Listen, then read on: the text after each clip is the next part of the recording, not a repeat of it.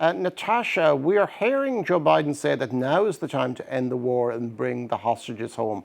How likely is this to happen? Very unlikely. I don't think that there is any reason why Netanyahu would want to pursue a deal or pursue a ceasefire before the election. He doesn't want to give Joe Biden a win. He's hoping that Trump will win the election, and then he'll be able to have a more pliant U.S. partner. Netanyahu had bragged about the fact that he was able to convince Trump to leave the Iran nuclear deal, and he wants more room to maneuver unfettered without the Biden administration putting pressure on it to de-escalate. So I don't see any ceasefire soon. I don't see any ceasefire as well because Netanyahu has been focused on his own political survival. And his approval ratings were pretty bad before the escalation started taking place in Lebanon, where Israel gained some big wins, particularly with the assassination of Hezbollah leader Hassan Nasrallah. So he saw his approval rating rise as the war has been escalating, because for some of the Israeli public, there is an interest in weakening at least Hezbollah and indefinitely weakening, if not eliminating, Hamas. And as you said, that Netanyahu has shown very, very little willingness to actually take any advice from the Biden administration over the past year, and it is in his advantage. However, what leverage does Joe Biden have, if any, to actually maybe put a little bit more pressure on Netanyahu and Israel before his term in office ends on January 20th, regardless of whether Kamala Harris wins the next month's election or not?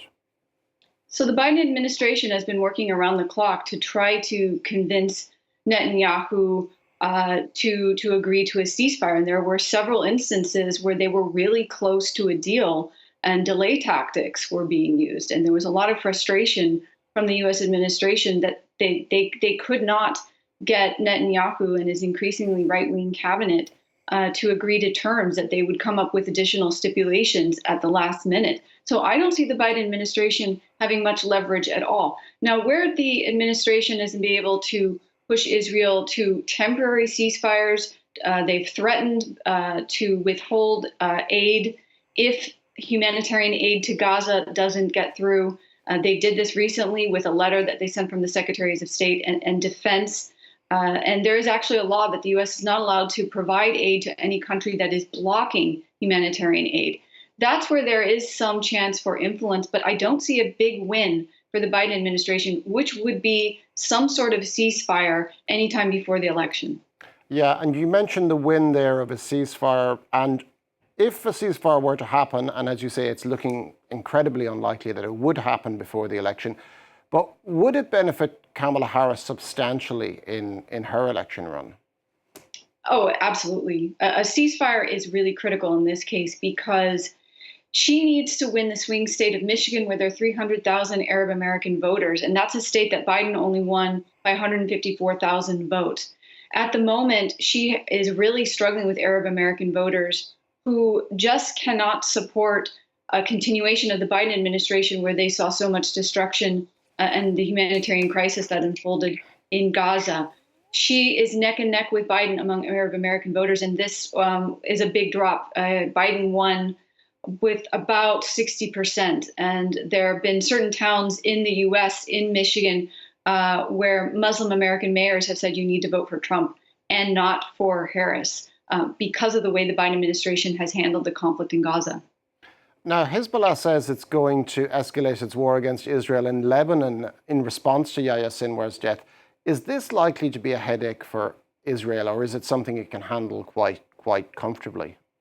I think this is what actually Netanyahu wants. He wants to get in a bigger war, not only just with Hezbollah, but with Iran more directly. That's probably why he's hoping for a Trump administration where he has more leeway, as the Biden administration had warned Israel against striking oil sites in Iran or the nuclear sites in Iran.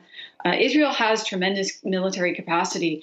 If they didn't, they wouldn't have really escalated the conflict with Hezbollah as they did and actually gone into Lebanon.